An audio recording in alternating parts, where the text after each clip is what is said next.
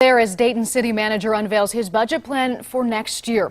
We're taking a closer look at what it'll mean for your safety and the city's financial future. Jordan Burgess is looking into the numbers to get those answers. I found next year's budget uses cash reserves to keep services the same for residents, but this is a stopgap. If things don't improve soon, the city manager says Dayton could be faced with some difficult decisions. More police and firefighters on the streets. That's the biggest change most will notice in next year's Dayton budget.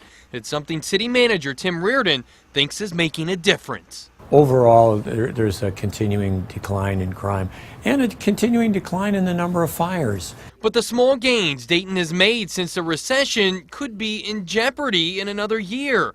To buy time, Reardon plans to use $3 million of the city's $22 million reserve to balance 2014's budget. We can use that cash reserve to help us keep services stable for a year and plan as to, what we're going to do for 2015 and beyond. Dipping into the reserve will bring it close to the minimum the city is required to keep on hand.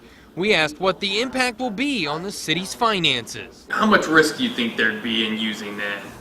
Well, I think your choice is making a significant cutback in services or using the time to plan how are we going to deal with this? Are we going to have to cut back? Do we find other revenue sources? With next year's budget, Reardon says residents will still see a steady stream of vacant homes demolished. This year, the city set a record for teardowns thanks to state funding. Next year, that funding will be gone, but federal funds will help fill the gap.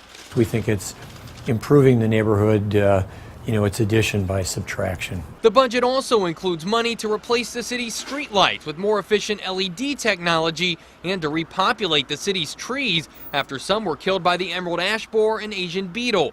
The city will also continue its Independence Day fireworks display, but is looking for someone to put on an event to replace the City Folk Festival. It's always just been a good celebration in Dayton, and somehow we want to figure out, can we make that happen again? Now, this is just the beginning of the budget process. Each department will make its presentation over the next few weeks. Commissioners will vote on the budget sometime early next year. Jordan Burgess, 2 News, working for you.